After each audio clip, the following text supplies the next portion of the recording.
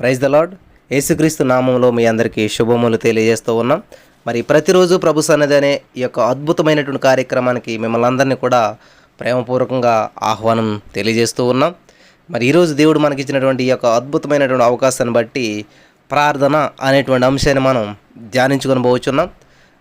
మరి దేవుడు చెప్పాడు, మనం అసలే ఈ యొక్క ప్రార్థన అనేటువంటిది బైబిల్ గ్రంథంలో ఎప్పుడు ప్రారంభమైనది అనేటువంటి ఒక విషయాన్ని మనం చూసుకుని ముందుకు వెళ్ళిపోదాం.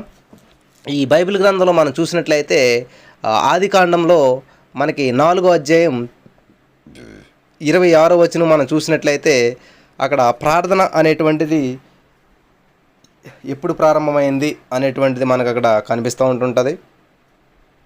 హల్లెలూయా, థ్యాంక్ యూ జీసస్, వందనాలు యేసయ్య, వందనాలు. అక్కడ చూడండి, ఎనోషా అనేటువంటి ఆయన పుట్టాడంటండి. ఆయన పుట్టినప్పుడు యెహోవా నామమున ప్రార్థన చేయుట ప్రారంభమైంది. హల్లెలూయా, దేవునికి స్తోత్రం కలుగును గాక. ఎనోషు అనేటువంటి అతనికి ఆ పేరు పెట్టారు. అప్పుడు మనుషులు యెహోవా నామమున ప్రార్థన చేయుట ప్రారంభమైందంటండి. ఆదికాండం 4వ అధ్యాయం మీరు చూసినట్లయితే, మరి దయచేసి అందరూ బైబిల్ ఓపెన్ చేసి ఆదికాండం 4వ అధ్యాయం 26వ వచనాన్ని మీరు చూడవలసిందిగా ప్రభు పేరట నేను మనవి చేస్తూ ఉన్నాను. అందరూ బైబిల్ ఓపెన్ చేసుకోండి. ఆదికాండం 4వ అధ్యాయం 26వ వచనంలో మనం చూసినట్లయితే ఎనోషా అనేటువంటి ఒక వ్యక్తి పుట్టాడంటండి. మొట్టమొదటగా ప్రార్థన అనేటువంటిది ఆ విధంగా ప్రారంభమైందంట అక్కడ. ఆయన పుట్టడంతో అప్పటి నుంచి మరి ప్రార్థన చేయటం మనకు అక్కడ చూస్తూ ఉన్నాం. దేవునికి మహిమ కలుగును గాక. మరి దేవుని వాక్య ధ్యానంలో మనం ముందుకు వెళ్దాం, ప్రార్థన చేసుకుందాం. హల్లెలూయా, థ్యాంక్ యూ జీసస్, వందనాలు యేసయ్య, వందనాలు నా ప్రభా. ఈ సమయం అందిన ప్రభా, నీ వాక్యాన్ని ధ్యానిస్తూ ఉండగా ప్రతి వారితో నీవే మాట్లాడమని, ప్రతి వారికి నీ అభిషేకం విడుదల దాయిచ్చేయమని ప్రార్థన చేస్తూ ఉన్నాను తండ్రి. ఈ సమయం అందిన ప్రభా, నీ వాక్యాన్ని విత్తుచూ ఉండగా అది అనేక మందికి నా ప్రభా మరి ఆశీర్వాదకరంగా ఉండుటకు, అనేక మందికి అద్భుతకరంగా ఉండుటకు నువ్వే కృప చూపించమని, నడిపించి బలపరచమని, నీ నామ మహిమార్థంగా ఉండుటకు నువ్వు సహాయం చేస్తున్నందుకు వందనాలు చెల్లిస్తూ ఉన్నాను. దీవించండి, ఆశీర్వదించండి నా ప్రభా. అనేక మందికి ఆశీర్వాదకరంగా నా ప్రభా నీ నామ మహిమార్థంగా ప్రార్థన ఉండుటకు, ఈ వాక్య ధ్యానం ఉండుటకు కృప చూపించమని యేసునామములో ప్రార్థించి పొందుకున్నాం తండ్రి, ఆమేన్. ప్రియులారా, మొట్టమొదట ప్రార్థన ఎప్పుడు ప్రారంభమైందంటండి? ఎనోషా అనేటువంటి వ్యక్తి పుట్టినప్పుడు మరి దేవుని నామమున ప్రార్థించుట ప్రారంభమైనట్లు మనం చూస్తూ ఉన్నాం. హల్లెలూయా. అసలు ప్రార్థన అంటే ఏంటి? చాలామందికి వచ్చేటువంటి ఆలోచన అనమాట. అసలే ఈ క్రైస్తవునికి ప్రార్థన అనేటువంటిది ఒక ఊపిరి లాంటిది అనమాట. ఎప్పుడైతే హార్ట్ బీట్ ఊపిరి ఆగిపోయిందో ఇంకేం చేస్తారంటే, అప్పటి వరకు పుల్లారావు, ఎల్లారావు, సుబ్బయ్యమ్మ, ప్రేమావతి, అది ఇదని పిలిచినటువంటి వారు బాడీ అంటారు. అప్పుడు తట్టి ఏమంటారండి? బాడీ వచ్చింది, డెడ్ బాడీ వచ్చింది, ఇట్లా మాట్లాడుతూ ఉంటుంటారు. ప్రియమైనటువంటి సహోదరి స్నేహితులారా, ఆలోచించేయండి. అంతవరకు సీఎం గారు, పిఎం గారు, వాళ్ళు వీళ్ళు అంటుంటారు. కానీ ఎప్పుడైతే ఊపిరి ఆగిపోయిందో పేరు మారిపోయింది. ఏంటంటే బాడీ వచ్చింది, బాడీ పోయింది, బాడీ ఇట్లా అంటుంటారు అన్నమాట. హల్లెలూయా, దేవునికి స్తోత్రం. కాబట్టి చూడండి, సేతుకి కుమారుడు పుట్టాడంటండి. అతని పేరు ఏంటంటే ఎనోషా అనమాట. ఎనోషా అనే పేరు పెట్టారు. అప్పుడు యెహోవా నామమున ప్రార్థన చేయటం ఆరంభమైనటువంటిది సందర్భాన్ని మనం చూస్తూ ఉన్నాం అన్నమాట. కాబట్టి ఈ ప్రార్థన అంటే ఏంటంటే, క్రైస్తవునికి ఈ ప్రార్థన అనేటువంటిది ఒక ఊపిరి వంటిది అనమాట. కాబట్టి ప్రార్థన లేకుండా మనం క్రైస్తవుడిగా జీవించలేమంటే, ఊపిరి లేనిది అలా జీవించారండి? ఊపిరి లేనివాడు ఎవరన్నా ఉంటారా? ఊపిరి పీల్చుకోకుండా జీవిస్తున్న మనిషి ప్రపంచంలో ఎక్కడన్నా ఉన్నాడా? అంటే ప్రార్థన లేనటువంటి క్రైస్తవుడు అంటే ప్రార్థన లేకపోతే క్రైస్తవుడు కాదనమాట ఆయన. ప్రార్థన లేకుండా చేసేటువంటి ప్రసంగం అంతా కూడా మృత ప్రసంగం అవుతుంది. హల్లెలూయా, దేవునికి స్తోత్రం. నేను నాకున్నటువంటి అనుభవాల్లో ఎక్కువ సమయం ప్రార్థన చేయలేనప్పుడు నేను అనుకుంటూ ఉండేవాడిని, ప్రభువా అయ్యో నేను ప్రార్థన చేయలేకపోయినే, ఇంత చిన్న ప్రార్థన చేసిన దేవుడు ఎలా వాడుకుంటున్నాడంటే, ప్రియులారా, ఇంత చిన్న ప్రార్థన చేస్తే దేవుడు వాడుకోడు. నా ఫ్రెండ్ ఒక ఆయన ఉండేవాడు.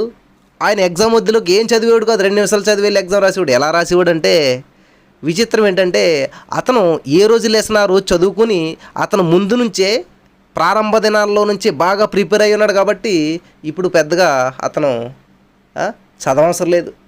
హల్లెలూయా, దేవునికి స్తోత్రం. నేను ఒకసారి మా అక్కగారితో మాట్లాడుతూ, దేవుడు నిజంగా చాలా కృప కలిగినటువంటి దేవుడు, నేను అనుకున్నంతగా ప్రార్థన చేయకపోయినా ఆ, నాకున్నటువంటి సమయాన్ని బట్టి కొద్ది నిమిషాలు ప్రార్థనలో గడుపుతున్నా చాలా అద్భుతంగా వాడుకుంటున్నాడంటే మా అక్కగారు నాతోటి ఉండేవారు కాబట్టి ఒక విషయాన్ని గుర్తు చేశారు. నువ్వు అలాగే ఎందుకు అనుకుంటున్నావు? నీ చిన్నతనంలో నువ్వు ఎంత ప్రార్థన చేసేవాడు తెలుసా? నీకున్నటువంటి జీవితాన్ని అంతా కూడా చాలా ప్రార్థనలో గడిపేటువంటి వాడు. ఆ, దైవ సేవకులు రాలేనప్పుడు మరి ఈ యొక్క చర్చ్ అంతా నడిపించేటువంటి వాడు. చాలా విషయాల్లో నువ్వు ఈ లోకానికి దూరం అయిపోయి నీ సమయాన్ని అంతా దేవుళ్ళని గడిపావు అప్పుడు ఆ రోజుల్లో. కాబట్టి అది చూసినటువంటి దేవుడు ఈ రోజున నిన్ను చిన్న ప్రార్థన చేసినా కూడా దేవుడు ఆలకిస్తున్నాడు. వావ్, నేను మర్చిపోయింది నా చిన్నతనంలో నిజంగా మరి ఆల్ నైట్ ప్రేయర్లు ఎన్ని చేసేవాళ్ళం అంటే చాలా ప్రేయర్లు చేసేవాళ్ళం. మరి ఇంటింటికి వెళ్ళి ప్రేయర్ చేసేవాళ్ళు. ఒకవేళ వాళ్ళు తలుపులు తీయకపోతే వాళ్ళు యాక్సెప్ట్ చేయకపోతే ఆ వాకట్లోనే మోకరించి ప్రార్థన చేసి వచ్చేవాళ్ళు. ప్రియులారా, గతం మనం మర్చిపోవచ్చు కానీ దేవుడు మర్చిపోడు. హల్లెలూయా. హిజ్కియా గారికి మరణకరమైన రోగం వచ్చినప్పుడు ఆయన ప్రార్థన చేస్తున్నాడు. ఏమని? దేవా నేనేమన్నా చేశానా అని చెప్పి. ఆయన గుర్తు లేకపోవచ్చు కానీ దేవుడు మర్చిపోడు. ఎందుకంటే దేవుడు మాట చెప్తున్నాడు, నా నామమును బట్టి చూపిన ప్రేమను మర్చుటకు నేను అన్యాయస్తుడైన దేవుడిని కాదు, నా పేరట వచ్చిన వారికి ఒక గ్లాస్ మంచి నీళ్ళు ఇచ్చిన మీ ఉపకారం కోల్పోరు. వావ్, దేవుడు ఎంత గొప్పవాడు చూసారా. హల్లెలూయా, దేవునికి స్తోత్రం. కాబట్టి ఈ రోజున మనం వాళ్ళు ఏంటంటే కూర్చుని తిన్నా కూడా ఎలాగొస్తుంది? వాళ్ళకి కూర్చుని తిండి ఎలాగొస్తుంది? రాదు. అంటే వాళ్ళు ఆల్రెడీ సమకూర్చుకుని పెట్టుకున్నారు కాబట్టి ఇప్పుడు కూర్చుని తినగలుగుతున్నారు. హల్లెలూయా, దేవునికి స్తోత్రం. ఈ రోజున మన ప్రార్థన చేయకపోయినా కూడా మన జీవితం సాఫీగా వెళ్ళిపోతుందంటే గతంలో దేవుళ్ళు బాగా నలుగుండొచ్చు, గతంలో దేవుళ్ళు ప్రార్థన బాగా చేసి ఉండొచ్చు. అలాగని చెప్పి ప్రార్థన చేయకుండా జీవితం అంతా వెళ్ళిపోతుందంటే అవ్వదండి. గమనించాలి ప్రియులారా. హల్లెలూయా. చాలా అద్భుతమైనటువంటి సత్యాలు మీరు అందరూ నేర్చుకోవాలని చెప్పి నేను తెలియజేస్తా ఉన్నాను. ఒకసారి చూడండి, మనం సైకిల్ స్పీడ్గా తొక్కి కొంచెం సేపు ఆగిపోయినా కూడా సైకిల్ వెళ్ళిపోతూ ఉంటుంటుంది. సడన్గా వెళ్తున్న బైక్లో పెట్రోల్ అయిపోయినా కూడా కొంత దూరం వెళ్ళిపోతుంటుంది. కారణం ఏంటంటే ఆల్రెడీ దానికి ముందు నుంచి కొంచెం ఫోర్స్ ఉంది కాబట్టి ఆ ఫోర్స్ కొంత దూరం దాన్ని నెట్టుతూ ఉంటుంది. హల్లెలూయా, దేవునికి స్తోత్రం కలిగిన కాక అందును బట్టి అది ముందుకెళ్తూ ఉంటుంటుంది అనమాట. నా జీవితంలో ఇటువంటి సంఘటనలు నేను చాలా చూశాను. హల్లెలూయా. నేను చాలామందికి చెప్తూ ఉంటుంటే వాళ్ళకి కొంచెం అది ఇబ్బందికరంగా ఉండేది అనమాట. ఈయనేం ప్రార్థన చేయడంటండి కానీ దేవుడు వాడేసుకుంటున్నాడంట అంటే నాకు తర్వాత దేవుడు చెప్పాడు అనమాట, అరే నువ్వు ఎందుకు అలా చెప్పుకుంటావు? నిన్ను ఆర్డినరీగా నేనేం వాడుకోను, ఎవరిని దేవుడు ఆర్డినరీగా వాడుకోను. హల్లెలూయా, దేవునికి స్తోత్రం కలుగును గాక. హల్లెలూయా. నా ప్రియమైనటువంటి సహోదరి స్నేహితులారా, దేవుడు చాలా గొప్పవాడు, అద్భుతాలు చేసేటువంటి వాడు. కాబట్టి దేవుని కృప మనల్ని నడిపిస్తూ ఉంటుంటుంది. కాబట్టి దేవుని కృపచేతని ఈ రోజున మనం ఈ స్థితిలో ఉన్నాం. కాబట్టి ప్రార్థన ఊపిరి వంటిది. ఊపిరి లేనటువంటి వ్యక్తి డెడ్ బాడీతో సమానం. హల్లెలూయా. మృత క్రైస్తవులు చాలామంది మనం ఉంటుంటాం. మనలో చాలామంది మన జీవితం కూడా ఒకసారి మృతమైపోతూ ఉంటుంటుంది. హల్లెలూయా. కాబట్టి ఈ రోజున ప్రార్థన చేయకపోయినా కూడా జీవితం సాఫీగా ఉందని చెప్పి సంబరపడిపోకుండా ఎవరో కూడా మేమేం ప్రార్థన చేయండి అయినా మా జీవితం బాగుందని చెప్పి నేను ఎవరికి చెప్పకండి. ఎందుకంటే దేవుని కృప వల్ల మీరు అలా ఉండొచ్చు, లేకపోతే గతంలో మీరు పడ్డ కష్టం బట్టి, గతంలో మీరు చేసినటువంటి ప్రార్థన బట్టి దేవుడు ఇప్పుడు కాపాడుతూ ఉండొచ్చు. కాబట్టి దేవుడికి మీకు ఉన్నటువంటి రిలేషన్షిప్ని అలా పెట్టుకోవడం మంచిదన్నమాట. ఎందుకంటే నా జీవితంలో నా కొన్ని అనుభవాలు మనం ఎదుటి వాళ్ళతో షేర్ చేసుకున్నప్పుడు అవి ఎట్లా ఉంటాయంటే దేవుడికి నీకున్న అనుభవం అది దేవుడి దగ్గర మన దగ్గర పెట్టుకోవాలన్నమాట. హల్లెలూయా, దేవునికి స్తోత్రం కలిగిన గాక. కాబట్టి క్రైస్తవునికి ప్రార్థన ఊపిరి వంటిది. ప్రార్థన లేకుండా క్రైస్తవునిగా జీవించలేమని చెప్పి ప్రతి వారికి తెలుసు అనమాట. ఊపిరి లేకుండా మనిషి బ్రతకలేడు కదా. కాబట్టి ప్రార్థన లేకుండా క్రైస్తవునిగా ఉండలేము మనం. ఇప్పుడు క్రైస్తవుని అని చెప్పుకుని ప్రార్థన చేయకపోతే ప్రార్థన చేశారండి, లేదండి లాక్డౌన్ కదండి కుదరట్లేదు ప్రార్థన చేయటం, చాలా పనులు ఉంటున్నాయండి, ఇల్లు క్లీనింగ్ అది క్లీనింగ్ ఇది ఇట్లా. దయచేసి ప్రియులారా గమనించండి, ప్రార్థన లేనట్లయితే ఊపిరి లేనట్లే. హల్లెలూయా. మనం వ్యక్తిగతంగా మరి ఈ భౌతికమైనటువంటి జీవితంలో ఆధ్యాత్మికమైనటువంటి అభివృద్ధికి, ఈ సంఘ అభివృద్ధికి, ఆత్మల రక్షణకి, ఉద్యమం రావాలన్నా అన్నిటికీ ప్రార్థనే. సమస్యలు తొలగిపోవాలన్నా ప్రార్థనే, మన జీవితం పండాలన్నా ప్రార్థనే, మన సమస్యలు పోవాలన్నా ప్రార్థనే, సంఘం అభివృద్ధి చెందాలన్నా ప్రార్థనే, ఫైనాన్షియల్గా అభివృద్ధి చెందాలన్న ప్రార్థనే. ప్రతిదీ ప్రార్థన అంతే కదండి. మనిషిలో ఊపిరుంటేనే కదా ఉద్యోగం చేసేది, ఊపిరుంటేనే కదా చదువుకునేది, ఊపిరుంటేనే కదా పని చేసేది. మనిషిలో ఊపిరి పోతే ఇంకేముంది, ఏమీ లేదు. హల్లెలూయా, దేవునికి స్తోత్రం కలుగును గాక. హల్లెలూయా. ప్రియమైనటువంటి సహోదరి స్నేహితులారా, ఆలోచన చేయండి. ఊపిరుంటేనే కదా మనం చదువుకునేది, ఊపిరుంటేనే కదా పని చేసేది, ఊపిరుంటేనే కదా ఏదైనా చేసేది. అంటే ఒక మనిషి చదువుకోవాలన్నా, ఉద్యోగం చేయాలన్నా, పని చేయాలన్నా, ప్రజలతో మాట్లాడాలన్నా, పరిపాలించాలన్నా ఏదైనా ఊపిరి ఉండాలి. అంటే ప్రార్థన చేసేటువంటి వారు మాత్రమే ఫలితాలను చూడగలుగుతూ ఉంటుంటారు. హల్లెలూయా, దేవునికి స్తోత్రం కలుగును గాక. మరి ఇది చాలా లాంగ్ ప్రాసెస్ అండి. ఈ ప్రార్థన గురించి నేను చెప్పేదంతా కూడా మీరు చాలా శ్రద్ధగా వింటూ ఉండాలి. హల్లెలూయా. కాబట్టి ప్రపంచంలో ఉద్యమాలన్నీ కూడా ఎక్కడ ఉద్యమం జరిగినా, ఏ కుటుంబంలో మారు మనసు పొందినా కారణం ప్రార్థనే. హల్లెలూయా. చాలా గొప్ప గొప్ప దైవ సేవకుల యొక్క విజయ రహస్యం ఏంటంటే ప్రార్థనే. బ్రదర్ దినకర్ణ గారు ఒక పుస్తకం రాస్తారు, ప్రార్థనే జయం అనేటువంటి పుస్తకం రాస్తారు. నేను చదువుతుండే చిన్నప్పుడు, ప్రార్థనే జయం అంటండి. హల్లెలూయా, దేవునికి స్తోత్రం కలిగిన గాక. కాబట్టి ప్రార్థనకి ఇంత ప్రాముఖ్యత ఉన్నదన్నట్టు మరి మనం తెలుసుకున్నప్పుడు అనేక మంది క్రైస్తవులు ఈ ప్రార్థనల కొరకు ఎన్నో తీర్మానాలు చేసుకున్నారు. కానీ ఈ శరీర బలహీనతను బట్టి ఈ మత్తును జయించలేక తగినంతగా ప్రార్థించలేకపోతూ ఉన్నారు. ఈరోజు నువ్వు నేను మనందరూ కూడా చాలా డిసైడ్మెంట్ చేసుకున్నాం. రోజు ఒక 1 అవర్ ప్రార్థన చేయాలి, రోజు ఒక అరగంట ప్రార్థన చేయాలి, రోజు ఇంత ప్రార్థన చేయాలి, ఇంత బైబిల్, ఇట్లా ఒక డెసిషన్ ప్రార్థన చేయాలని చెప్పి తీసుకున్నాం. కానీ ప్రార్థించలేకపోతున్నాం. ఎందుకంటే మన సొంత శక్తితో ఎవరు కూడా సంపూర్ణమైనటువంటి ప్రార్థన చేయలేరు. హల్లెలూయా, దేవునికి స్తోత్రం. ఏంటండి, మనకున్నటువంటి సొంత శక్తి సామర్థ్యాలతో మనం ఎప్పుడు కూడా ఎవరం కూడా అనుకున్నంతగా ప్రార్థన మనం చేయలేము అని చెప్పి మీరు గమనించాలి. హల్లెలూయా. అసలు ప్రార్థన అంటే ఏంటి? Prayer is not a monologue. రాసుకోండి. శామ్యూల్ పట్ట గారు చాలా చక్కగా చెప్పినప్పుడు నేను రాసుకున్నాను ఈ విషయాలు. Prayer is not a monologue అంటే ఏంటంటే, ప్రేయర్ అనేటువంటిది ఒక మూగ భాష కాదంటే. హల్లెలూయా. ఏంటంటే మోనోలాగ్ అంటే ఏంటంటే, మీరు పాత సినిమాలు చూసినట్లయితే ఓన్లీ వన్ సైడ్ మాట ఉంటుంది అన్నమాట, రెండు సైడ్ మాట ఉంటుంది అనమాట.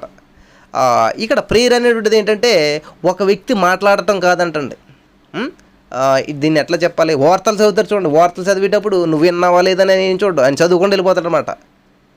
టీవీ న్యూస్ చూస్తారు కదా మీరు, ఇక్కడ ఎలా జరిగింది అక్కడ చదువుకుని వెళ్ళిపోతాడు ఆయన. మీరు వింటున్నారో ఇంట్లేదు ఆయనకి అనవసరం. సేమ్ అలాగే మన ప్రార్థన అలాగే ఉంది ఇప్పుడు. కానీ దేవుడు చెప్తున్నట్టు మాట ఏంటంటే, prayer is not a monologue అంటే ఏంటంటే ఒక్కళ్ళే మాట్లాడేది కాదనమాట, మూగ భాష కాదనమాట. ప్రేయర్ అనేటువంటిది ఏంటంటే, prayer is a dialogue. Dialogue అంటే ఏంటంటే ఇద్దరు మాట్లాడేది మాట డైలాగ్ అంటే. హల్లెలూయా. ఒకళ్ళు మాత్రమే మాట్లాడేది కాదు డైలాగ్ అంటే. దేవునికి స్తోత్రం కలిగిన కాక. అంటే ఇద్దరు వ్యక్తుల మధ్య సంభాషణ అంటే ప్రార్థన అంటే. హల్లెలూయా, దేవునికి స్తోత్రం కలిగిన కాక. హల్లెలూయా. ప్రార్థన అంటే దేవునితో సంభాషించుట. హల్లెలూయా. అంటే దేవునితో మాట్లాడటం అనమాట. కాబట్టి దేవుని మాట వినటం. హల్లెలూయా, దేవునికి స్తోత్రం. హల్లెలూయా. ఏంటంటే ప్రార్థన అంటే ఏంటంట, prayer is not a monologue. మరి ఏంటంటే ప్రేయర్ ఈజ్ ఏ డైలాగ్ అనమాట. దేవునికి స్తోత్రం కలిగిన గాక.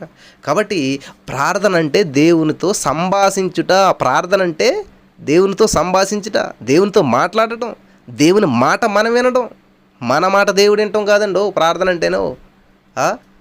చాలామంది చూడండి ఫోన్ చేస్తారు, వాళ్ళ అవతల హలో అన్నారు ఏమో పట్టించుకోరు, ఇంకా అసలే మాట్లాడే అవకాశం ఎవరు. నాకు చాలా ఫోన్ కాల్స్ ఎదురవుతుంటుంటాయి. అసలు ఇంక నాకు మాట్లాడే ఛాన్స్ రాదన్నమాట. హలో అంటాం అంతే, ఇంక అంతే మన పని. ఇంక మాట్లాడుతూనే ఉంటుంటారు ఒక చిన్న గ్యాప్ లేకుండా. చాలామంది ప్రార్థనలు చేస్తారు, స్తోత్రం దేవా దీవించదంటే, ఆశ్రయించదండి నా పిల్లల్ని, నా బిడ్డని, నా గ్రామాన్ని, ఆమెన్ అయిపోయింది. అసలు ఇంకా అక్కడ అది ఇప్పుడు మీరు ఫోన్ చేస్తున్నారు, ట్రిన్ ట్రిన్ అంటుంటుంది, రింగ్ అవుతుంటుంది. అవతలలో ఇట్టాక హలో అని అంటేనే కదా మీరు మాట్లాడతారు. ఏమా అందరికీ ఫోన్లు ఉన్నాయి కదండి. ఫోన్ చేసిన తర్వాత రింగ్ అవుతుంటుంటుంది. హలో రింగ్ అంటే ఏంటి? స్తోత్రం స్తోత్రం స్తోత్రం, వందనాలు వందనాలు యేసయ్యా, థ్యాంక్ యూ జీసస్, మహోన్నతుడా నీకే స్తోత్రం అంటే రింగ్ అవుతూ ఉందన్నమాట. రింగ్ అవుతూ ఉంది. హల్లెలూయా, దేవునికి స్తోత్రం. ఒక సింహాసనం వేస్తూ ఉన్నాం. కాబట్టి ఫోను మా అమ్మగారికి ఫోన్ ఇచ్చామనుకోండి, మాట్లాడేస్తుంటారు వెంటనే. ఎందుకంటే అమ్మకి అంత అవగాహన లేదు ఫోన్ అంటేనే. కాబట్టి అవతల రింగ్ అవుతుందో, అవతల ఎత్తారో ఆవిడకి ఏమీ తెలియదు, వెంటనే మాట్లాడుతుంది. అది కదమ్మా, ఇట్లా రింగ్ అవుతుంది, అవతలలో ఎత్తిన తర్వాత హలో అన్న తర్వాత మాట్లాడాలి.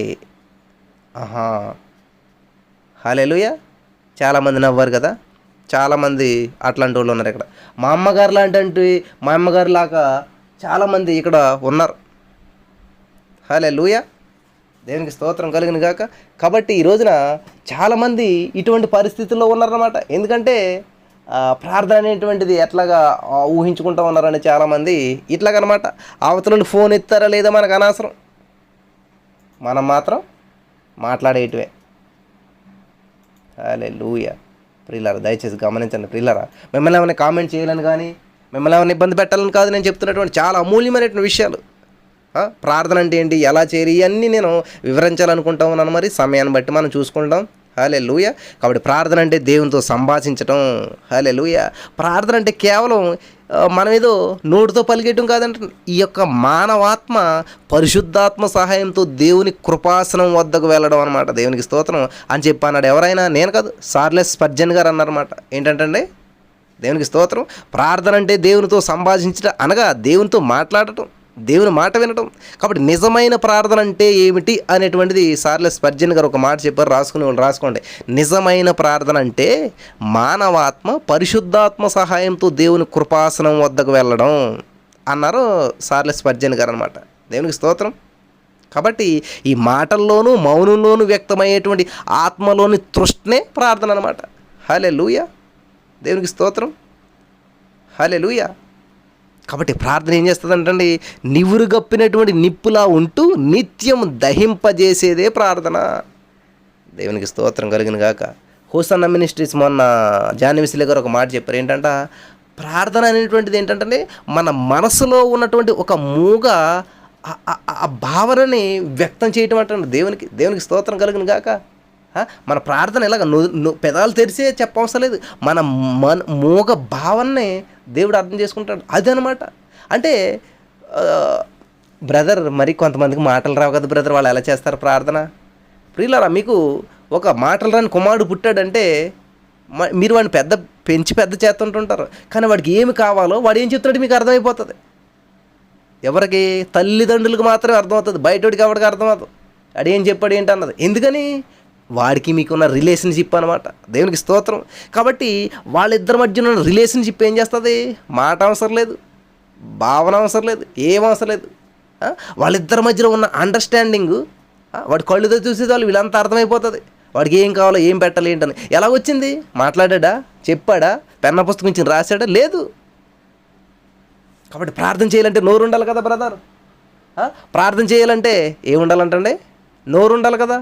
ప్రార్థన చేయాలంటే అది ఉండాలి కదా. హల్లెలూయా. దేవునికి స్తోత్రం కలిగిన గాక. కాబట్టి చాలామంది ఇట్లా అనుకుంటుంటారు. నిజమే, నేను అలాగ అనుకున్నాను. మరి ప్రార్థన చేయాలంటే మనకి ఇది ఉండాలి కదా, అది ఉండాలి కదా, క్వాలిఫికేషన్స్ ఉండాలి కదా అనుకుంటున్నాను. లేదు ప్రియులారా, గాడ్ కెన్ అండర్స్టాండ్ ఎవ్రీథింగ్ అనమాట. కాబట్టి మన హృదయ భాషను దేవుని అర్థం చేసుకుంటాడు, హృదయాంతరంగాలను దేవుడు చూస్తూ ఉంటుంటాడు. బైబిల్ గ్రంథంలో హన్నా గారి గురించి మీకు అందరికీ తెలుసు. ఆవిడేమీ పైకి ప్రార్థన చేయట్లేదు, మాట్లాడతలేదు, ఏమీ లేదు. దైవ సేవకుడికే అర్థం అవ్వలేదు ఈవిడేమో తాగేసి పడిపోతుంది అనుకున్నాడు. హల్లెలూయా. దేవునికి స్తోత్రం కలిగిన గాక. కాబట్టి ప్రార్థనని పరిశుద్ధాత్మ దేవుడు సహాయంతో చేస్తే పరిశుద్ధాత్మ దేవుడు సర్వ సత్యములోనికి మనల్ని నడిపిస్తాడు. ఎలా ప్రార్థన చేయాలో ఊహింప సఖ్యము కాని మూలుగులతో పరిశుద్ధాత్మ దేవుడు మన పక్షాన ప్రార్థన చేస్తూ ఉంటుంటాడంట. హల్లెలూయా. హల్లెలూయా. కాబట్టి ప్రార్థన అనేటువంటిది ఒక హృదయంలో ఉన్నటువంటి అభిలాష అనమాట. అది భాషకు అందదంటండి. ఒక భాషకి ఈ గుండెలను కదిలించేటువంటి అజ్ఞాత అగ్ని జ్వాల అనమాట అది. దేవునికి స్తోత్రం కలిగిన గాక. హల్లెలూయా. చూసారా ఎంత అద్భుతమైనటువంటి విషయాలు దేవుడు మనకు తెలియజేస్తూ ఉన్నాడు. హల్లెలూయా. హృదయంలో ఉన్నటువంటి ఒక అభిలాష అది భాషకు అందదంటండి. ఏ భాష ఎలా చెప్పాలంటే, ఫర్ ఎగ్జాంపుల్ ఒక తల్లికి పిల్లకు ఉన్నటువంటి దాన్ని ప్రేమ అంటూ ఉండవు. అదేమన్నా ఒక భాష ఉంటుందా? వాళ్ళిద్దరి మధ్యలో జరిగేటువంటి సంభాషణ. నేను చాలామంది ఆ చెవిటి వాళ్ళు, ఈ మూగవాళ్ళు పిల్లల్ని చూసేవాడిని చిన్నప్పుడు. నేను చర్చికి వెళ్ళేటప్పుడు ఆ తల్లికి అర్థమైపోయేది ఆడికి ఏం చేస్తున్నాడు ఏంటి అన్నది అంతా. అసలు ఎలాగ అర్థమవుతుందా అని అనుకుంటే నాకు అర్థం అవ్వలేదనమాట. హల్లెలూయా. ఎలాగ అర్థమవుతుంది అంటండి, ఇదే విషయం. మూగ భాష అంటారు కదా. హల్లెలూయా. హృదయంలో ఉన్నటువంటి అభిలాష అనమాట. అది భాషకు అందదనమాట. హల్లెలూయా. గుండెలను కదిలించేటువంటి ఒక అజ్ఞాత అగ్ని జ్వాల అనమాట. దేవునికి స్తోత్రం.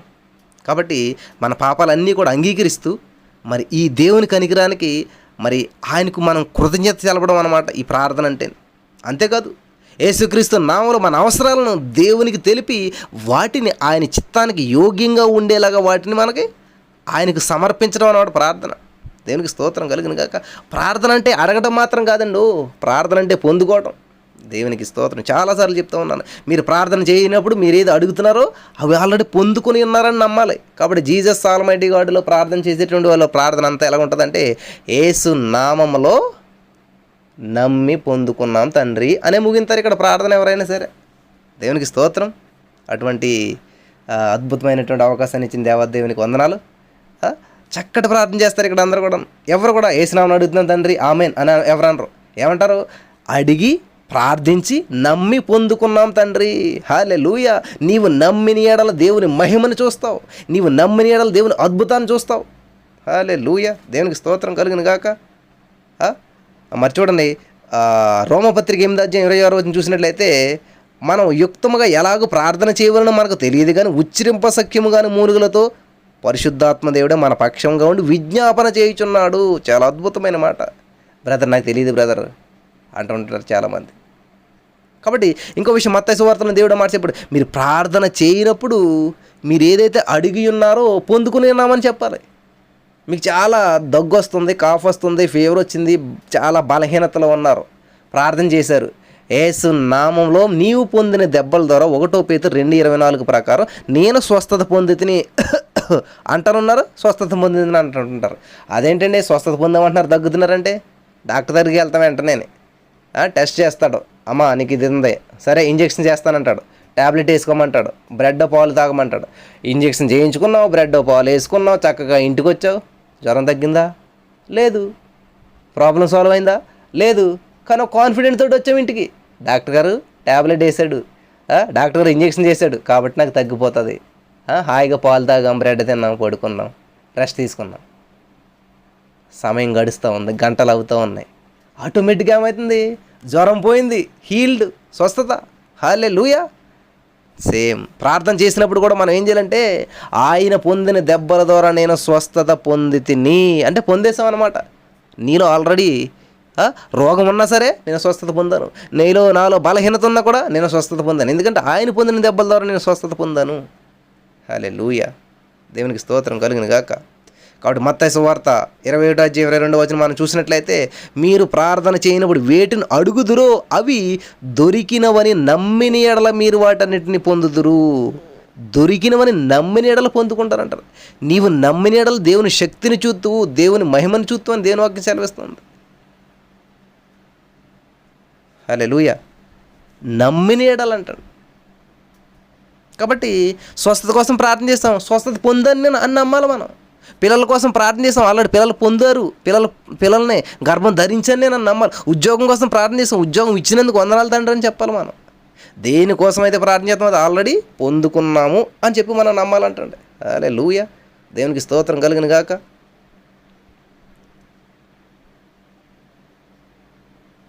కాబట్టి యేసుక్రీస్తు నామములో మన అవసరాలను దేవునికి తెలపడం అన్నమాట. కాబట్టి ప్రార్థన అంటే దేవుని బలవంతంగా మార్చేటువంటి ప్రయత్నం కాదండో. ప్రభా నాకు ఈ ఉద్యోగమే కావాలి, ప్రభా నాకు ఈ అమ్మాయే కావాలి, ప్రభా నాకు ఇదే వావ్. ప్రభా నీ చిత్తానుసారంగా ఉన్నటువంటి అమ్మాయిని ఇయ్యి, నీ చిత్తానుసారంగా ఉన్నటువంటి బిడ్డని ఇయ్యి, నీ చిత్తానుసారంగా ఉన్నటువంటి ఇది అని మనం ప్రార్థన చేయాలి. కానీ నాకు ఇదే కావాలి. హల్లెలూయా. పట్టుపట్టేసేసి దేవుని చిత్తాన్ని మార్చేస్తారంట. ఏంటంటే ప్రార్థన అంటే దేవుని బలవంతంగా మార్చేటువంటి ప్రయత్నం కాదు. కాబట్టి ఆయన చిత్తానికి అనుకూలంగా మనల్ని అంకితం చేయడం అన్నమాట ప్రార్థన అంటేనే. హల్లెలూయా. దేవునికి స్తోత్రం కలుగును గాక. హల్లెలూయా.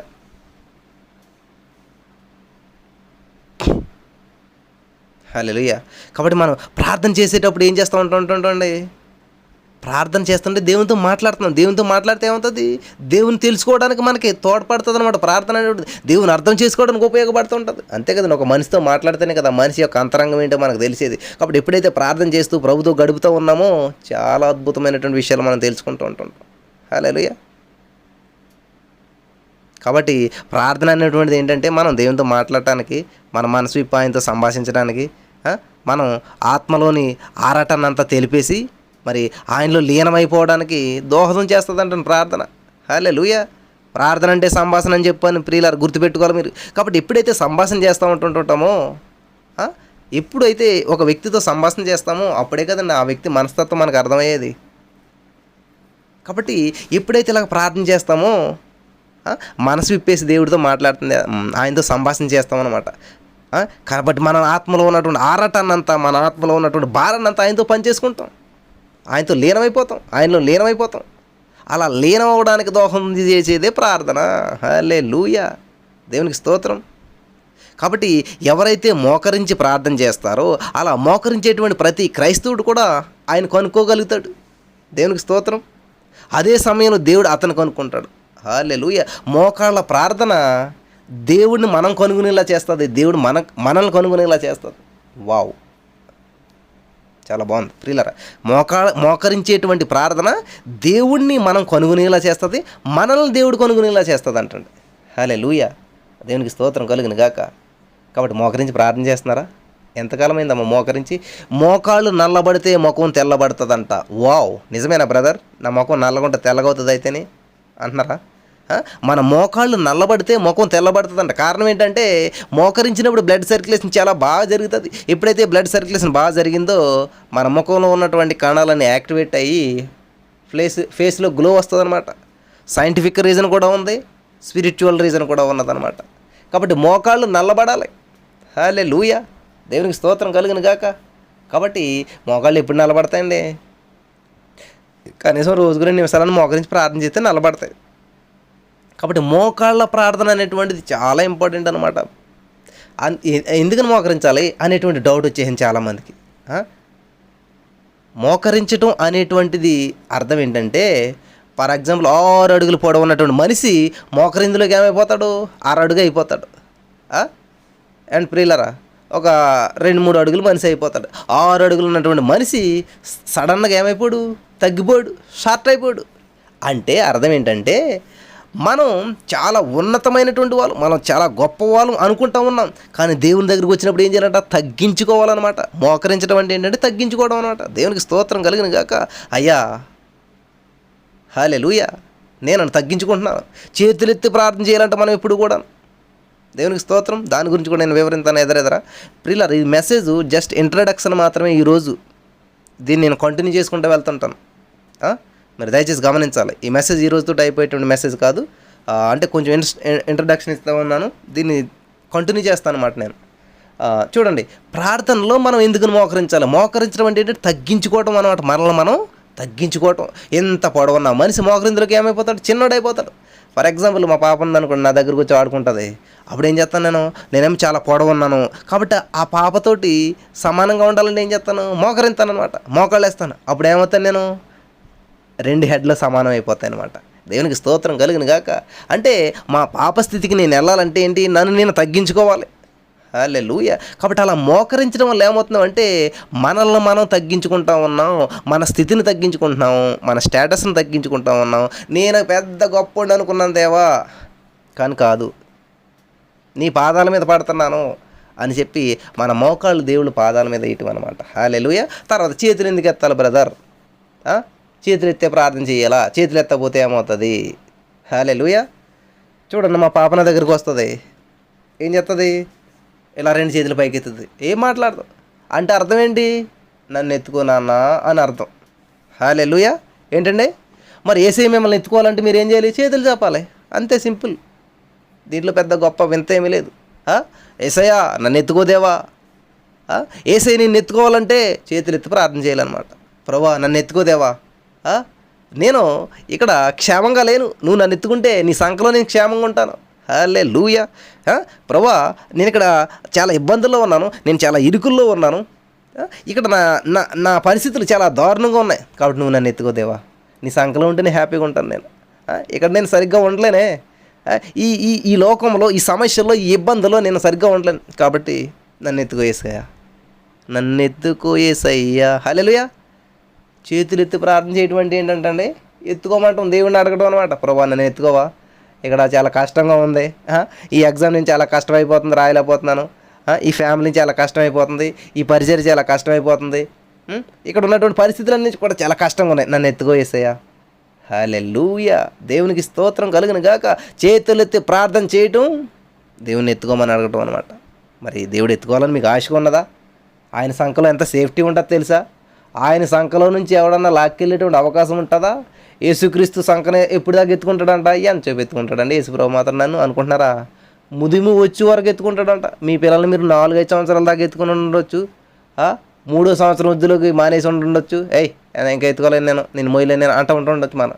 కానీ దేవుడు అలాగండే ముదిమి వచ్చి ముసలుడు అయ్యేదాకా ఎట్టుకుంటాడంట.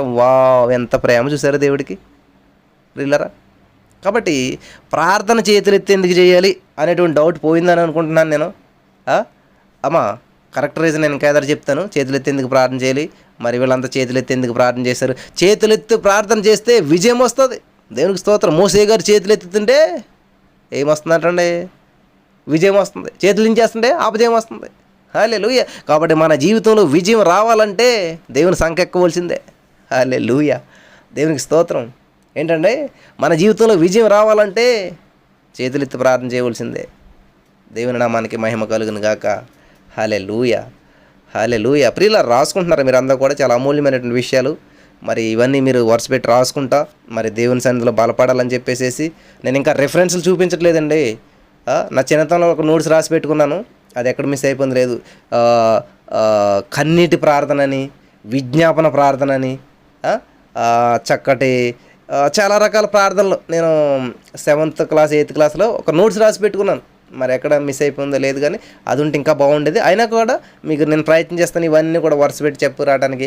కన్నీటి ప్రార్థన, విజ్ఞాపన ప్రార్థన, ఏకాంత ప్రార్థన, ఇవన్నీ కూడా మీ ఎదురికి నేను తీసుకురావడానికి నేను ప్రయత్నం చేస్తూ ఉంటుంటాను. కాబట్టి మన యొక్క అవసరాలన్నింటి కూడా దేవుడు తెలపడంలో ఈ ప్రార్థన అనేటువంటిది ఎంతో మరి ప్రాముఖ్యమైనటువంటిదిగా మనకు కనిపిస్తూ ఉంది. కాబట్టి మోకరించేటువంటి క్రైస్తవుడు ఏం చేస్తారంటే దేవుని తెలుసుకుంటాడు. మోకరించినటువంటి సమయంలో దేవుడు మనల్ని తెలుసుకుంటాడు. కాబట్టి ప్రార్థన ద్వారా మన ఆత్మ మరి దైవ సన్నిధిలో దేవుడికి సన్నిహితం అవుతూ ఉంటుంటుందంటే దేవునికి స్తోత్రం, సాన్నిహిత్యం పొందుకుంటాం. దేవునికి స్తోత్రం. కాబట్టి అసలు ప్రార్థన అంటే ఏంటంటే దేవుని దర్శించడమే ప్రార్థన. దైవ దర్శనం లేనటువంటి ప్రార్థన వ్యర్థం. హల్లెలూయా. చాలామంది వింటూ ఉన్నారు ప్రియులారా. దేవుని బట్టి దేవుని నామానికి మహిమ కలుగును గాక. ప్రార్థన అంటే ఏంటంటే దైవ దర్శనం, దేవుని ముఖాన్ని చూడాలంటే. ఇప్పుడు మనం ఫ్రెండ్ దగ్గరికి వెళ్ళాం, బయట గడపలోంచి ఒక మాట మాట్లాడి వచ్చేస్తే ఎలా ఉంటుందండి? కనీసం వాడి ముఖం చూడకుండా, వాళ్ళతో మాట్లాడకుండా ఎలా ఉన్నావు ఏంటి బానా అని వచ్చేస్తే ఎలా ఉంటుంది? అరే ఏంటి ఇంటి దగ్గర వచ్చారు, రారా కొంచెం చూడు కూర్చో మాట్లాడు అంటారు కదా. ముఖం చూసుకుని మాట్లాడతామా, లేకపోతే మనం అటు ఇటు తిప్పుకుని మాట్లాడతామా? కాబట్టి ప్రార్థన అనేటువంటిది ఏంటంటే దేవుని దర్శనం, దేవుని దర్శించటమే ప్రార్థన అనమాట. హల్లెలూయా. కాబట్టి మనకున్నటువంటి అవసరాలన్నీ కూడా దేవునికి తెలపడం ఈ ప్రార్థనలో చాలా ప్రాముఖ్యమైనటువంటి అంశం. మరి ఆయనలో గాఢంగా కలిసిపోవడమే నిజమైన ప్రార్థన, ఆయనలో పెనవేసుకుపోవడమే ప్రార్థన.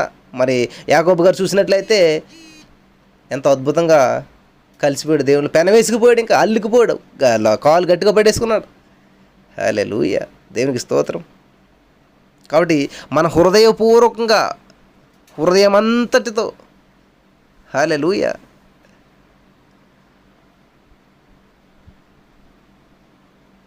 దేవుని ఆత్మతో సత్యముతో దేవుని ఆరాధించాలన్నందుకు నీ పూర్ణ హృదయముతో నీ దేవుడే నీ యెహోవాను సేవించవలను అన్నట్టు హృదయం అంతటితో కూడా, మనకున్న బలం అంతటితో కూడా ప్రార్థించడం మరి క్రైస్తవులు ఈ భూమిపై సాధించగలిగినటువంటి అంతిమ మహావిజయం. మనం ఎప్పటికైతే హృదయాంతరంగంలోంచి హృదయం అంతా కుమ్మరించి దేవునికి ప్రార్థన చేస్తామో, హల్లెలూయా, దేవునికి స్తోత్రం కలుగును గాక, అప్పుడు మాత్రమే హృదయపూర్వకమైన అది అంతిమ విజయం అంటండి, మహావిజయం. కాబట్టి పరిశుద్ధాత్మ దేవుడు మనకి ప్రార్థనలు మనకు సహాయం చేస్తూ ఉంటుంటాడు. ఎలా ప్రార్థన చేయాలి ఏంటి అన్నది ఇందాక చదువుకున్నాం కదా మనకి. కాబట్టి ప్రార్థన మనకు ఉన్నటువంటి ఆధిక్యతలన్నిటిలోకెల్లా చాలా అత్యున్నతమైనటువంటిది అన్నమాట ప్రార్థన. కాబట్టి మన బాధ్యతలన్నిటిలోకెల్లా అతి గంభీరమైనటువంటిది ప్రార్థన. దేవుడు మన చేతుల్లో పెట్టినటువంటి మహోన్నత శక్తి ప్రార్థన అనమాట. ప్రార్థనే ఆయుధం అంటండి, దేవునికి స్తోత్రం. కాబట్టి దేవుడు మరి ఈ ధన నిధులు అనేటువంటి తెరిచేటువంటి తాళపు చెవే ప్రార్థన అనమాట. ఎటువంటి సమస్యకైనా పరిష్కారాన్ని తెచ్చిపెట్టేది ప్రార్థన. శాసనాలు మార్చేటువంటిది ప్రార్థన. దానియేలుగా సింహాల బోర్లు ఉన్నప్పుడు చేసింది ప్రార్థన. శద్రక్ మెషక్ అబేద్నెగో వారు మరి అగ్నిగుండంలోకి వెళ్తున్నప్పుడు చేసినప్పుడు ప్రార్థన. ప్రతిదీ ప్రార్థనే. బాగానే ఉంది, చాలా బాగుంది. ప్రార్థన గురించి తెలిసింది మనకి. మనం ఎవరికి ప్రార్థన చేయాలి ప్రియులరా? అసలు మనం ఎవరికి ప్రార్థన చేయాలి? చాలామందికి డౌట్. యేసయ్యకి ప్రార్థన చేయాలా, తండ్రికి ప్రార్థన చేయాలా, పరిశుద్ధాత్మ దేవుడికి ప్రార్థన చేయాలా, ఏ నామంలో ప్రార్థన చేయాలి, ఎవరికి ప్రార్థన చేయాలి, ఎప్పుడు చేయాలి, అలా చేయాలి, అసలు ఏది చేయాలి ప్రార్థన? యోహాను సువార్త 14:13 మనం చూసినట్లయితే, మరి దయచేసి మీరు బైబిల్ ఓపెన్ చేసినట్లయితే చాలా అమూల్యమైనటువంటి విషయాలు మీ ముందుకు తీసుకొస్తా ఉన్నాను. మరంతా కూడా శ్రద్ధగా వినాలి. యోహాను సువార్త 14 అక్కడ ఉన్నటువంటి విషయాన్ని మనం ఒకసారి ధ్యానం చేసుకుందాం. మరి దయచేసి బైబిల్ గ్రంథం ఓపెన్ చేసి ప్రతి వారు కూడా యోహాను సువార్త 14 మీరు బైబిల్ ఓపెన్ చేసినట్లయితే యోహాను సువార్త 14:13 మనం చూసినట్లయితే అక్కడ దేవుని వాక్యం సెలవిస్తూ ఉందంటే, మీరు నా నామమున దేని నడుగుదురో తండ్రి కుమారుని యందు మహిమపరచబడుటకై దానిని చేతును. హల్లెలూయా. అర్థమవుతుందా ప్రియులారా? అదేవిధంగా 14 కూడా మనం చదువుకుందాం. నా నామమును మీరు నన్నేమి అడిగినను నేను చేతును. హల్లెలూయా. దేవునికి స్తోత్రం కలుగును గాక. హల్లెలూయా. అదేవిధంగా 16 23 కూడా మనం ధ్యానం చేసుకుందాం. 16 నేను తండ్రిని వేడుకొందును మీ యొద్ద ఎల్లప్పుడూ ఉండుటకై ఆయన వేరొక ఆదరణకర్తను అనగా ఉత్తరవాదిని అనగా సత్యస్వరూపయగ ఆత్మను మీకు అనుగ్రహించును. 23 యేసు ఒకడు నన్ను ప్రేమించిన ఎడల వాడు నా మాట గైకొన్నప్పుడు నా తండ్రి వానిని ప్రేమించును, మేము వాని యొద్దకు వచ్చి వాని యొద్ద నివాసం చేతుము. హల్లెలూయా. దేవునికి స్తోత్రం కలుగును గాక. ప్రియులరా, ఈ యొక్క మాటలను బట్టి మరి మనకి ఏమర్థమైంది? అసలు ఎవరికి ప్రార్థన చేయాలి ఏంటి? యాకోబు పత్రికలో కూడా ఒక మాట ఉన్నది, మనం చూద్దాం. హల్లెలూయా. యాకోబు పత్రిక 1:5 మనం చూసినట్లయితే, హల్లెలూయా, యాకోబు పత్రిక 1:5 మనం చూసినట్లయితే, మీలో ఎవరికైనా జ్ఞానము కొదుగావని అతడు దేవుని అడగవలను, అప్పుడు అతనికి అనుగ్రహింపబడును. ఆయన ఎవరిని గద్దింపక అందరికీ ధారాళముగా దయచేస్తాడంటే దేవుడు. హల్లెలూయా. అర్థమైంది కదా ఇక్కడ? కాబట్టి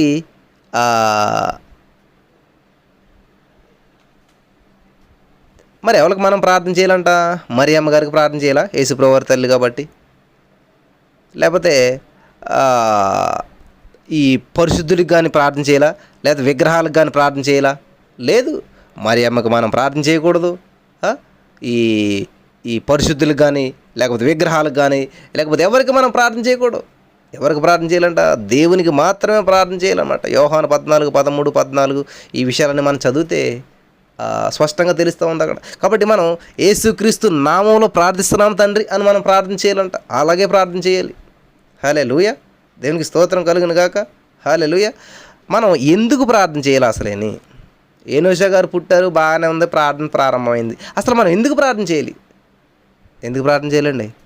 ప్రార్థన అంటే సంభాషణ అని చెప్పుకున్నాం కదా. కాబట్టి దేవుడితో సంభాషించాలి. అసలు దేవుడితో సంబంధం లేదంటే ఎట్లా ఉంటుంది? ఇప్పుడు భార్యాభర్తలు మ్యారేజ్ అయిన తర్వాత వాళ్ళిద్దరు మాట్లాడుకోకుండా అలాగే ఉన్నారనుకోండి, వాళ్ళ రిలేషన్షిప్ నిలబడుతుందా? నిలబడదు. హల్లెలూయా. దయచేసి గమనించండి. మనం ఎందుకు ప్రార్థన చేయాలంటే దేవునితో సహవాసం కొరకు ప్రార్థన చేయాలి. పరిశుద్ధంగా జీవించాలంటే మనం ప్రార్థన చేయాలి. మన పాపాలు క్షమించబడాలంటే ప్రార్థన చేయాలి. మన అవసరాలు తీర్చబడాలంటే ప్రార్థన చేయాలి. మన పాపంలో పడిపోకుండా దేవుని కృపను పొందుకోవాలంటే మనం ప్రార్థన చేయాలి. ఇతరులందరూ రక్షించబడాలంటే ప్రార్థన చేయాలి. ప్రజల క్షేమం కొరకు ప్రార్థన చేయాలి. ప్రజాక్షేమం కొరకు ప్రార్థన చేయాలి. సమస్యల్లో ఉన్నవారి కొరకు మనం ప్రార్థన చేయాలి. మనం ప్రార్థన చేస్తూనే ఉండాలి ప్రాణం పోయేంత వరకు. హల్లెలూయా. దేవునికి స్తోత్రం కలుగును గాక. మనం ఎలా ప్రార్థన చేయాలి అని చూసినట్లయితే యాకోబు పత్రిక 1:5-6 మనం చూసినట్లయితే అక్కడ చాలా స్పష్టంగా ఉన్నది. దయచేసి చదవండి. యాకోబు పత్రిక 1:5-6 చూసిన మీలో ఎవరికైనా జ్ఞానం కొద్దుగాని ఎడల అతడు దేవుని అప్పుడు అది అతనికి అనుగ్రహించబడు. ఆయన ఎవరిని గద్దెంపక అందరికీ ధారాళంగా. అయితే అతడు ఏ మాత్రమును సందేహింపక విశ్వాసముతో అడగవలను. సందేహించి వాడు గాలి చేత రేపబడి ఎగురుపడి సముద్ర తరంగమును పోలిండును. హల్లెలూయా. కాబట్టి మన విశ్వాసముతో పట్టుదలతో ప్రార్థన చేయాలంటండి. హల్లెలూయా. దేవునికి స్తోత్రం కలుగును గాక. ఎలా ప్రార్థన చేయాలంటండి? విశ్వాసంతో పట్టుదలతో మనం ప్రార్థన చేయాలంట. దేవునికి స్తోత్రం కలుగును గాక. హల్లెలూయా. మనకి కీర్తనల గ్రంథంలో మాట ఉంది, మీకు చూపించాలని చెప్పి నేను ఆశపడుతున్నాను. 51వ కీర్తన, మరి త్వరగా తీయాలమ్మా అందరూ కూడాను. 51వ కీర్తన 17వ వచనంలో మనం చూసినట్లయితే, విరిగిన మనసే దేవునికి ఇష్టమైన బలులు, దేవా విరిగిన లేని హృదయం నీవు అలక్ష్యం చేయవు. హల్లెలూయా. దేవునికి స్తోత్రం కలుగును గాక. కాబట్టి మనం ప్రార్థన ఎలా చేయాలంటే విశ్వాసంతో ప్రార్థన చేయాలి, పట్టుదలతో ప్రార్థన చేయాలి, విరిగి నలిగినటువంటి శుద్ధ హృదయముతో దేవునికి ప్రార్థన చేయాలి. హల్లెలూయా. దేవునికి స్తోత్రం కలుగును గాక. హల్లెలూయా. ఎట్లా ప్రార్థన చేయాలంటండి? శుద్ధ హృదయంతో ప్రార్థన చేయాలి, విరిగి నలిగినటువంటి మనసుతో ప్రార్థన చేయాలంటండి. హల్లెలూయా. యోధా పత్రిక 1వ అధ్యాయం ఉంటుంది, 1వ అధ్యాయమే. మరి 21వ వచనం మనం చూసినట్లయితే, నిత్య జీవార్థమైనటువంటి మన ప్రభువు యేసుక్రీస్తు కనికరము కొరకు కనిపెట్టుచు దేవుని ప్రేమలో నిలిచినట్లు కాచుకుని ఉండుడి. హల్లెలూయా. కాబట్టి పరిశుద్ధాత్మలో ప్రార్థన చేయాలంట మనం. దేవునికి స్తోత్రం కలుగును గాక. హల్లెలూయా. ప్రియులారా, ఇవన్నీ రాసి పెట్టుకోవాలి మీరంతా కూడాను. మనం పరిశుద్ధాత్మలో ప్రార్థన చేయాలంటండి. అర్థమవుతుందా? మనం ఎందుకు ప్రార్థన చేయాలి, మనం ప్రార్థన ఎలా చేయాలి, మనం ఏ సమయంలో ప్రార్థన చేయాలి? దేవునికి స్తోత్రం కలుగును గాక. మార్కు సువార్త 1వ అధ్యాయం 35వ వచనం మనం చూసినట్లయితే, అమ్మ రాసుకుని వాళ్ళు రాసుకోవాలి త్వరగా. మార్కు సువార్త 1వ అధ్యాయం 35వ వచనం మనం చూసినట్లయితే, ఆయన పెందల కడనే లేచి ఇంకను చాలా చీకటి ఉండగానే బయలుదేరి అరణ్య ప్రదేశమునకు వెళ్ళి అక్కడ ప్రార్థన చేయుచుండెను. ఎవరు? యేసుక్రీస్తు ప్రభువారు స్వయంగాను. యేసుక్రీస్తు ప్రభువారే మానవ రూపంలో వచ్చి పెందల కాడే లేచి, అండర్లైన్ చేసి పెట్టుకోండి అమ్మ ఈ మాట అందరూ కూడా. ఆయన పెందల కడనే లేచి ఇంకను చాలా చీకటి ఉండగానే, హల్లెలూయా, గమనించాలి ప్రియులారా, ఇంకను చాలా చీకటి ఉండగానే బయలుదేరి అరణ్య ప్రదేశమునకు వెళ్ళి అక్కడ ప్రార్థన చేయుచుండెను. దేవునికి స్తోత్రం కలుగును గాక. హల్లెలూయా. ఈ సమయంలో ప్రార్థన చేయాలంటే వేకువజామునే లేచి ప్రార్థన చేయ అనుభవంలోనికి మనం వెళ్ళాలి. హల్లెలూయా. దేవునికి స్తోత్రం కలుగును గాక. హల్లెలూయా. వేకువజామునే లేచి ప్రార్థించాలి. జీసస్ ఆల్మైటీ గాడ్లో ఉన్న సభ్యులందరికీ కూడా మరి చాలా అద్భుతమైనటువంటి విషయం ఏంటంటే, ఇక్కడ ఉన్న వాళ్ళందరికీ ఉన్నటువంటి అలవాటు అది. మార్నింగ్ 4కే లేస్తున్నారు, వేకువజామునే లేచి ప్రార్థన చేస్తూ ఉన్నారు. హల్లెలూయా. దేవునికి స్తోత్రం. చాలామందికి మరి ఇటువంటి అవకాశాన్ని దేవుడు ఇచ్చినందుకు వందనాలు. పెందల కాడని లేచి ఇంకా చాలా చీకటి ఉండగానే బయలుదేరి అరణ్యమునకు వెళ్ళి అక్కడ దేవుడు ప్రార్థన చేస్తూ ఉన్నాడంట. హల్లెలూయా. దేవునికి స్తోత్రం. వేకువజామునే చేరి మధ్యాహ్నం ప్రార్థన చేయాలంటండి. అపోస్తల కార్యములు 3వ అధ్యాయం 1వ వచనం, 10వ అధ్యాయం 9వ వచనం చూసినట్లయితే, అమ్మ త్వరగా మీరు రెఫరెన్స్లు డిస్ప్లే చేస్తూ ఉండాలి. అపోస్తల కార్యములు 3వ అధ్యాయం 1వ వచనం మనం చూసినట్లయితే, పగల 3 గంటలకు ప్రార్థనా కాలమున పేతురును యోహాను దేవాలయమునికి వెళ్ళిచుండగా, ప్రార్థనా కాలం మధ్యాహ్నం ప్రార్థన చేయాలంటండి. ఓ హల్లెలూయా. దేవునికి స్తోత్రం కలుగును గాక. ఎంత అద్భుతంగా ఉన్నా చూసారు విషయాలన్నీ. 3వ అధ్యాయం 1వ వచనం, 10వ అధ్యాయం 9వ వచనం కూడా చూడండి, అపోస్తల కార్యములు. మరి త్వరగా చూడాలి. హల్లెలూయా. దేవునికి స్తోత్రం కలుగును గాక. హల్లెలూయా. హల్లెలూయా. అపోస్తల కార్యములు చూసినట్లయితే మనకి 10వ అధ్యాయం 9వ వచనంలో కూడా ఇంకో మాట ఉన్నది. హల్లెలూయా. హల్లెలూయా. 10వ అధ్యాయం 9వ వచనం చూసినట్లయితే, మరునాడు వారు ప్రయాణమైపోయి పట్టణమునకు సమీపించినప్పుడు పగలు ఇంచుమించు 12 గంటలకు పేతురు ప్రార్థన చేయుటకు మిద్దె మీదకి ఎక్కెను. ఏంటంటే పగలు 3 గంటలకు ప్రార్థన చేయుటకు మిద్దె మీదకి ఎక్కెను. హల్లెలూయా. కాబట్టి జీసస్ ఆల్మైటీ గాడ్లో ఇవన్నీ జరుగుతున్నాయి కదండి. ఉదయకాలం అంటే వేకువజామునే లేచి ప్రార్థన చేయటం, మధ్యాహ్నం ప్రార్థన చేయటం, రాత్రి వేళ కూడా. లూకా సువార్త 6వ అధ్యాయం 12వ వచనం మనం చూసినట్లయితే, హల్లెలూయా. దేవునికి స్తోత్రం కలుగును గాక. లూకా సువార్త 6వ అధ్యాయం 12వ వచనం మనం చూసినట్లయితే, ఆ దినముల యందు ఆయన ప్రార్థన చేయుటకు కొండకు వెళ్ళి దేవుని ప్రార్థించిన రాత్రి గడిపెను. ఎవరండి ఇది? యేసుక్రీస్తు ప్రభువారు ప్రార్థించడం రాత్రి గడిపెను. హల్లెలూయా. దేవునికి స్తోత్రం కలుగును గాక. హల్లెలూయా. రాత్రి గడిపెను. హల్లెలూయా. దేవునికి స్తోత్రం కలుగును గాక. మరి భోజనం చేసేటప్పుడు ప్రార్థన చేయాలంట. యోహాను సువార్త 6:11 మనం చూసినట్లయితే అక్కడ ఆ విషయం మనకు తెలుస్తూ ఉన్నది. యోహాను సువార్త 6:11 చూసినట్లయితే భోజనం చేసేటప్పుడు ప్రార్థన చేయాలంట. హల్లెలూయా. దేవునికి స్తోత్రం కలుగును గాక. ప్రియులారా, సమయం అవుతూ ఉంది. మరి యోహాను సువార్త 6:11 చదువుకుని ఈ యొక్క మెసేజ్ని నేను ఇంతటితో ముగిస్తాను. మరలా కొంత సమయం మనం ప్రార్థన చేసి పాటలు పాడిన తర్వాత నేను ఈ మెసేజ్ని కంటిన్యూ చేయాలని చెప్పి ఆశపడుచు ఉన్నాను. హల్లెలూయా.